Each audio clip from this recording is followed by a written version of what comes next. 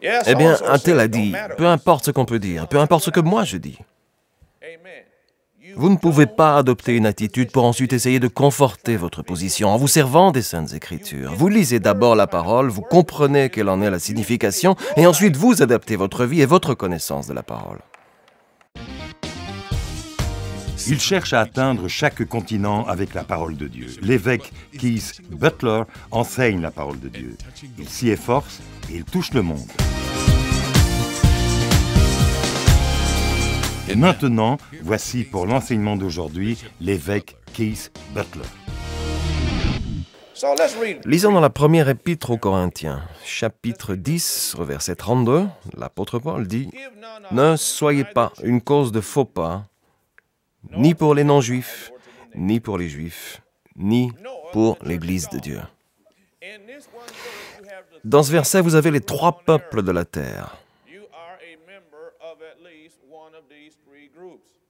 Vous êtes soit un juif, soit un non-juif, soit d'une autre nation, ou vous appartenant à l'Église du Dieu vivant.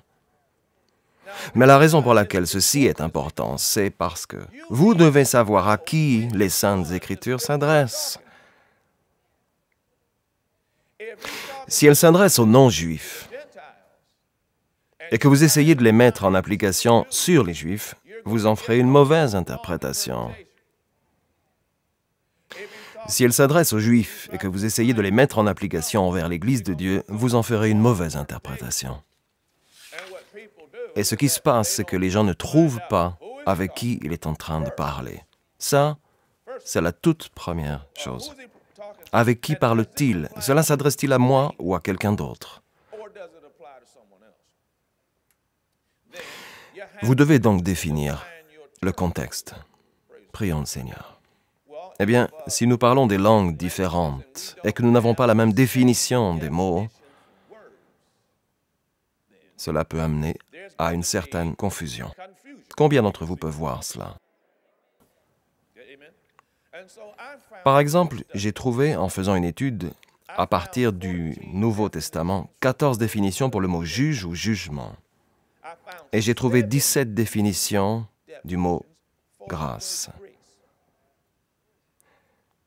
Si vous n'avez pas la bonne définition du mot « grâce », et s'il en existe 17 et qu'elles ne sont pas toutes égales, si vous n'avez pas la bonne définition et que vous la placez au mauvais endroit, vous pouvez en arriver à obtenir une doctrine saugrenue. Et c'est la même chose avec le jugement. Déborah et moi, je suis né de nouveau et elle a grandi dans une église de jugement. En d'autres termes, prions le Seigneur. Vous le savez, ils ont l'habitude, les ministres du culte ont l'habitude de me dire, après que j'ai été sauvé par Dieu, il disait, tu iras en enfer. Tu vas en enfer si tu joues aux dames. Tout est jugement, jugement, jugement, jugement. OK. Je veux dire par là que des gens sont sauvés chaque semaine. D'accord? La flamme descend du ciel chaque semaine. Eh bien, c'est un jugement de l'Église.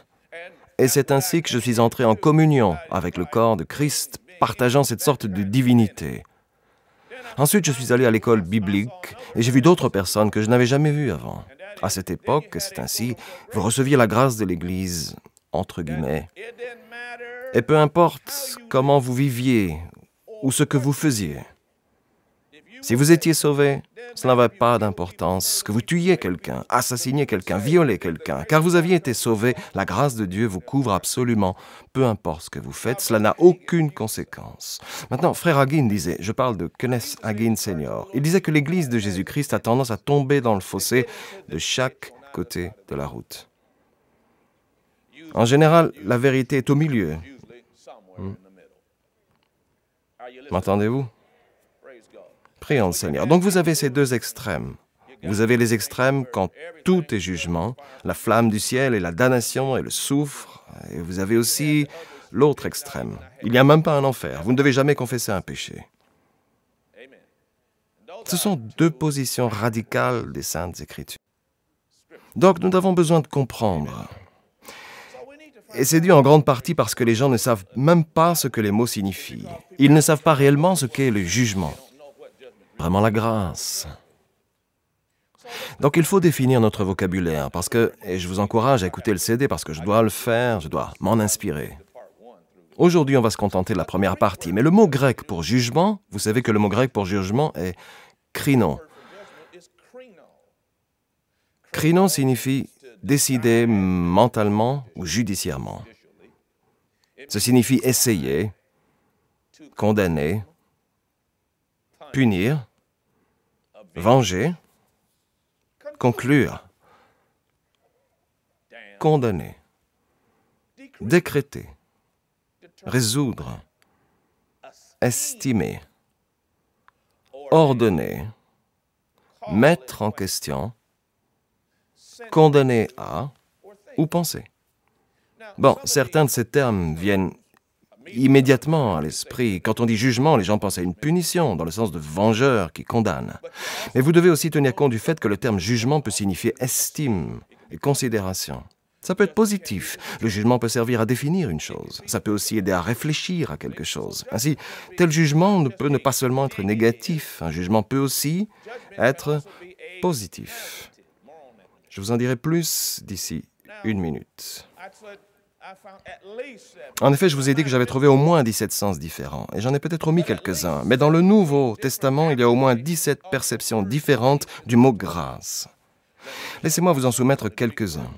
Le mot grec pour grâce est charis, comme je vous l'ai dit précédemment, et le mot grâce signifie miséricorde. Je vais définir ce terme d'après le dictionnaire Webster d'ici 1 minute, mais miséricorde, action de grâce, bienvenue, bienfaisance, faveur, cadeau, joie, générosité, plaisir, digne de grâce, aide de Dieu, le sacre ou le pouvoir, bien sûr. Cela rend compte de la façon d'exprimer ce qu'est l'Esprit Saint, qui apporte les fruits et les dons spirituels. La grâce exprime aussi les bienfaits de l'Esprit Saint. Cela définit aussi l'œuvre de Dieu et c'est aussi traduit parfois par digne de grâce et action de grâce. Et grâce est aussi le nom de l'Esprit Saint. Bien, dans un instant, nous commencerons avec le nom de l'Esprit Saint. Revenons à l'Épître aux Hébreux, chapitre 10. Les gens sont face à une grande confusion parce qu'ils mélangent et qu'ils confondent les termes de grâce et de pitié, de grâce et de justice. Il y a 3 mots grecs différents qui ont 3 significations différentes. Mais les gens les confondent et utilisent un terme pour l'autre. Bien, lisons ceci avant de poursuivre Épître aux Hébreux, chapitre 10, verset 29. Quelle peine bien plus sévère méritera-t-il donc, à votre avis, celui qui aura foulé aux pieds le Fils de Dieu, qui aura jugé sans valeur le sang de l'Alliance grâce auquel il a été déclaré saint et aura insulté l'Esprit de la grâce.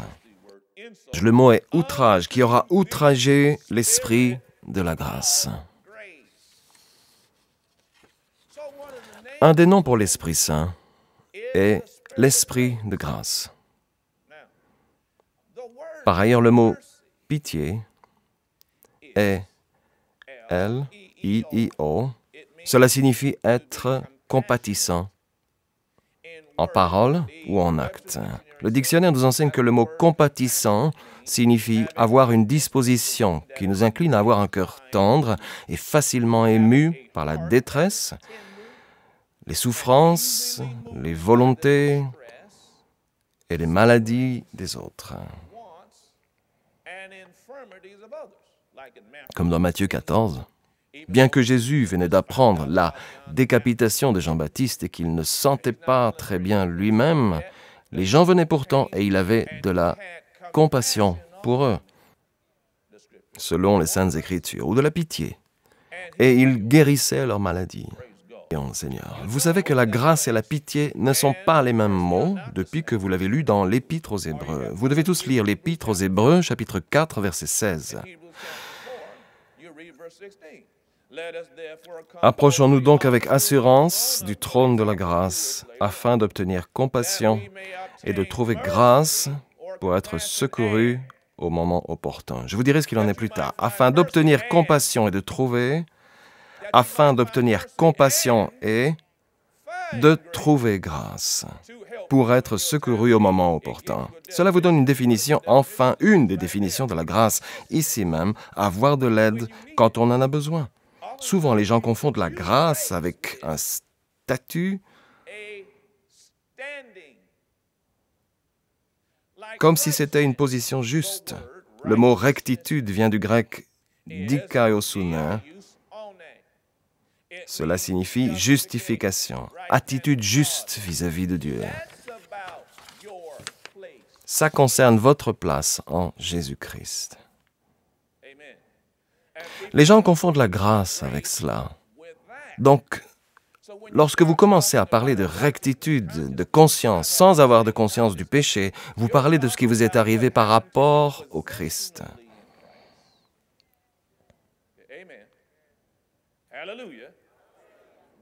Mais ce n'est pas la définition du mot grâce.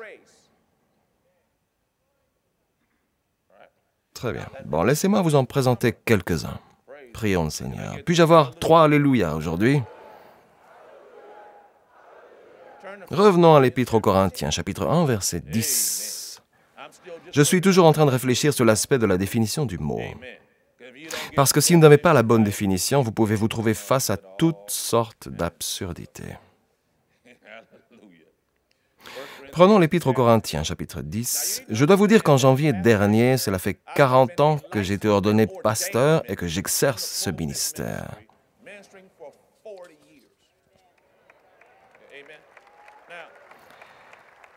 La raison pour laquelle je vous en parle, c'est que cela fait 4 décennies que je vois ce genre d'incongruité.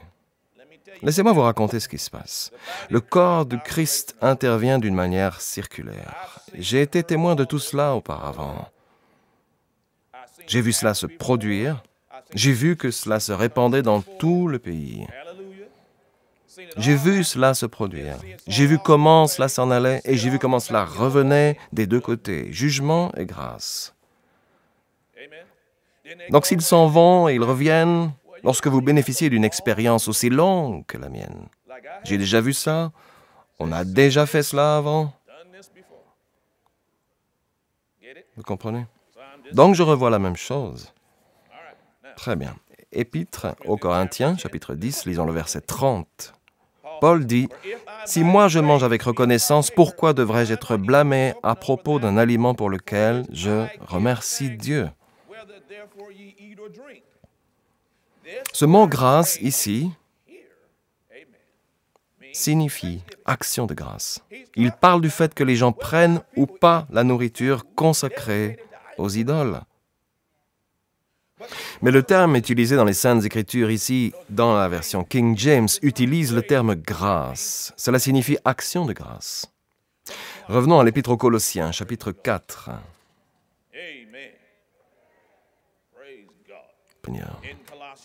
Colossiens, chapitre 4.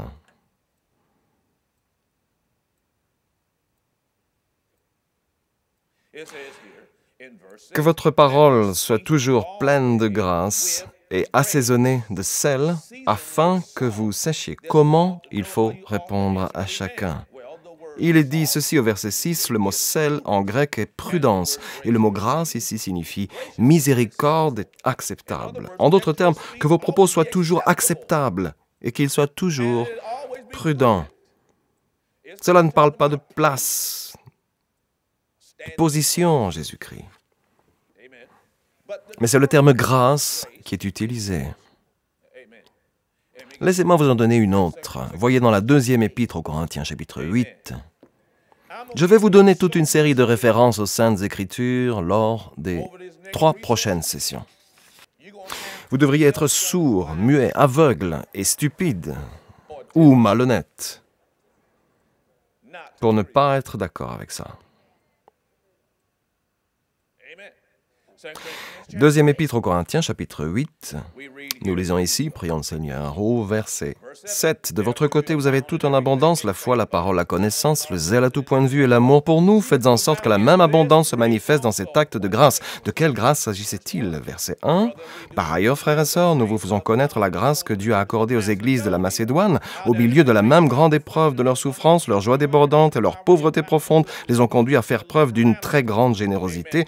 De quoi parle-t-il? Leurs offrandes.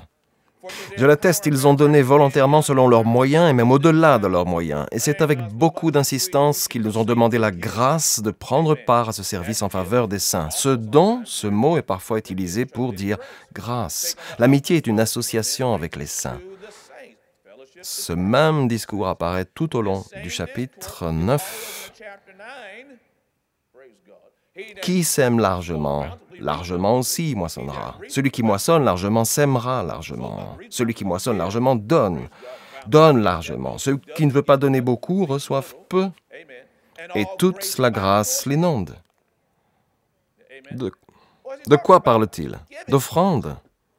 Il ne parle pas d'une position en Jésus-Christ. Il ne parle pas du fait que vous confessiez vos péchés ou non. Il ne parle de rien de tout cela. Nous avons donc déjà vu plusieurs usages et définitions du mot « grâce ». Il n'y a pas qu'une seule voie. Référons-nous à la première épître de Pierre, chapitre 3. Gloire à Dieu.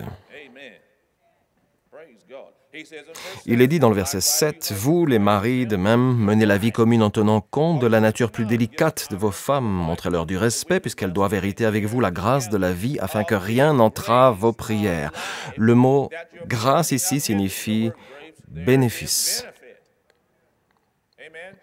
Ne vous disputez pas avec votre femme. Vous et votre femme, aimez-vous l'un l'autre, c'est tout à votre avantage. Vous voyez, c'est l'essence du mot « grâce ». Dans la première épître de Pierre, lisons le chapitre 1, verset 10. Au chapitre 9, Paul dit « Parce que vous obtenez le salut de votre âme pour prix de votre foi. » Les prophètes qui ont parlé de la grâce qui vous était réservée ont fait de ce salut l'objet de leurs recherches et de leurs investigations. Qu'est-ce que la grâce nous a apporté? La miséricorde de Dieu. Maintenant, essayons d'en savoir un peu plus, car la miséricorde est un bien grand mot. Allons dans l'Épître aux Romains, chapitre 1. Merci Jésus. Prions Seigneur. Comme je l'ai dit, je vais vous plonger dans les Saintes Écritures. Eh bien, un tel a dit, peu importe ce qu'on peut dire, peu importe ce que moi je dis. Vous ne pouvez pas adopter une attitude pour ensuite essayer de conforter votre position en vous servant des Saintes Écritures. Vous lisez d'abord la parole, vous comprenez quelle en est la signification, et ensuite vous adaptez votre vie et votre connaissance de la parole. Vous comprenez ce que je dis? Parcourons la Bible. Épître aux Romains, chapitre 1. Au verset 5, Paul dit... C'est par lui que nous avons... Bien sûr, au verset 1, il est serviteur de Jésus-Christ appelé à être apôtre, mis à part pour annoncer l'évangile de Dieu. Verset 5, c'est par lui que nous avons reçu la grâce d'exercer le ministère d'apôtre pour conduire en son nom des hommes de toutes les nations à l'obéissance de la foi. Paul a été nommé apôtre, il a reçu la grâce pour cela. Quelle grâce? C'est un sacre. Il a reçu le sacre ou le pouvoir de Dieu pour avoir ce rôle d'apôtre. Il ne parlait pas de péché. Ce qu'il disait, prions le Seigneur, j'ai reçu la grâce pour accomplir cette mission. Je suis investi de la grâce pour dorénavant agir correctement. Est-ce que vous m'écoutez? Prenons l'Évangile selon Saint Jean, chapitre 1. Glorifiez-vous de son saint nom.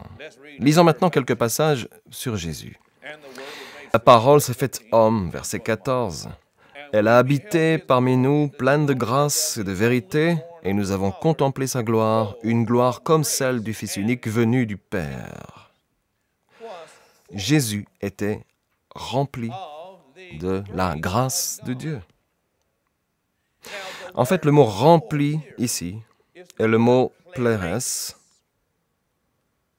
Plerès signifie être recouvert. Jésus était donc recouvert par la grâce. Bien sûr, Jésus a défini lui-même ce qu'est la vérité. Il dit dans l'Évangile selon Saint Jean chapitre 17, « Ta parole est la vérité ». Voilà. Donc il est investi de la parole de Dieu et recouvert par la grâce. Et de quoi Jésus est-il recouvert? Allez dans les Actes des Apôtres, s'il vous plaît, et découvrons-le. Dans les Actes des Apôtres, chapitre 10, verset 38, vous savez comment Dieu a déversé une onction de Saint-Esprit. Que signifie ce mot-là? Revêtu, recouvert. Vous savez comment Dieu a déversé une onction du Saint-Esprit. Et cette puissance sur Jésus, qui allait de lieu en lieu en faisant le bien et en guérissant tous ceux qui étaient sous la domination du diable, parce que Dieu était avec lui. Prions, Seigneur. Nous voyons donc ici que la grâce se réfère à l'onction.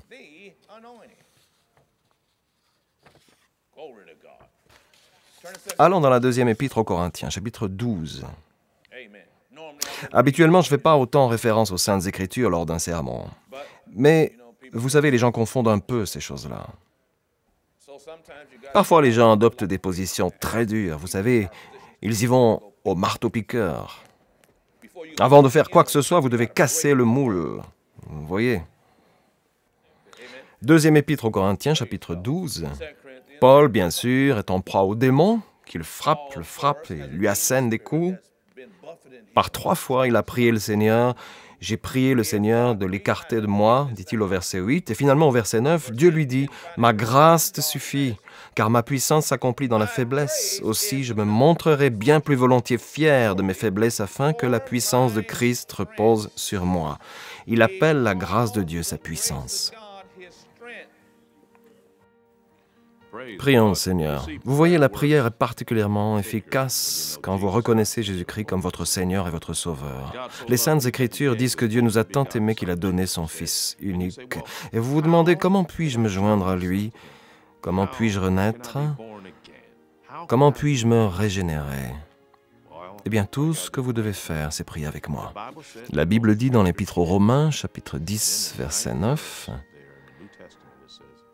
Si de ta bouche tu confesses que Jésus est Seigneur, et si dans ton cœur tu crois que Dieu l'a ressuscité des morts, tu seras sauvé. » Le verset suivant dit, « En effet, croire dans son cœur conduit à la justice, et confesser de sa bouche conduit au salut. » Et enfin, il dit au verset 13, « En effet, quiconque invoquera le nom du Seigneur sera sauvé. »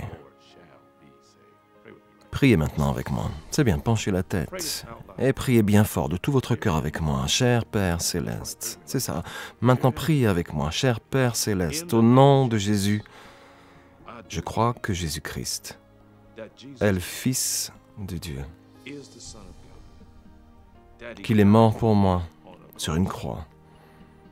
Qu'il s'est chargé de mes péchés. Qu'il est allé en enfer à ma place. A accompli mon châtiment. Et maintenant est sorti du tombeau. Viens dans mon cœur, Seigneur Jésus. Je te reçois comme mon Sauveur et le Maître de ma vie. Alléluia. C'est aussi simple que ça. Et il est maintenant présent dans votre cœur. Vous allez me dire, bon, et maintenant que dois-je faire? Nous avons un ouvrage spécial que nous voulons vous faire parvenir. Il s'intitule « D'où venons-nous » Nous serons heureux de vous l'adresser. Prions le Seigneur et je vous expliquerai tout ce que vous devez savoir. Je tiens à vous féliciter, vous ne serez plus jamais la même personne au nom de Jésus. La parole de Dieu entre dans ton esprit dès lors que tu reçois Jésus comme le Seigneur et le Sauveur de ta vie. Le véritable toi, ton esprit, est régénéré. Cela signifie que tu es maintenant une nouvelle création dans le Christ qui, après Dieu, est créé dans la vertu et la vraie sainteté. Ce procédé provoque un changement immédiat dans ton esprit et dans ton cœur. Toutefois, pour continuer ce procédé de changement, tu dois ranger tes anciens habits et apprendre comment cheminer dans ta nouvelle vie avec Dieu en commençant ta journée en prière avec le Père. Une simple prière de louange et d'action de grâce t'aide à consolider ta relation avec Dieu. Remercie-le pour son amour, sa confiance, sa patience, sa tendre bonté, sa paix, son pouvoir de guérison, sa protection face au danger, son indulgence, sa sagesse et son aide pour cette journée. Assure-toi tous les jours de prendre le temps de lire la parole de Dieu. Tout comme ton corps de chair a besoin de nourriture, ton esprit nécessite la nourriture de la parole de Dieu. Veuillez s'il vous plaît prendre note de l'adresse sur votre écran. De la sorte, nous pouvons vous envoyer ce petit livre très important. Il contient une abondance d'informations dont vous aurez besoin maintenant que vous avez décidé d'accueillir le Seigneur dans votre cœur et de continuer votre chemin avec Dieu. Finalement, il est important que vous aussi preniez le temps de trouver un lieu de culte et que vous entreteniez des relations avec d'autres croyants. Nous prions pour vous, afin que le Dieu de notre Seigneur Jésus-Christ, le Dieu de gloire, puisse vous donner l'esprit de sagesse et de révélation dans la connaissance de lui. Le programme d'aujourd'hui a-t-il été une bénédiction pour vous? Ce que vous avez entendu n'était qu'une partie de son puissant message. Vous pouvez commander la totalité du service d'aujourd'hui sur CD, DVD ou par DVD sous-titré MP3 ou MP4. Il suffit simplement de visiter notre boutique en ligne sur www.keithbutler.org ou d'envoyer un courrier à l'adresse inscrite sur votre écran ou de nous appeler. Commandez ce livre aujourd'hui pour vous-même, un membre de votre famille ou un ami et laissez la parole de Dieu commencer à agir dans votre vie dès maintenant.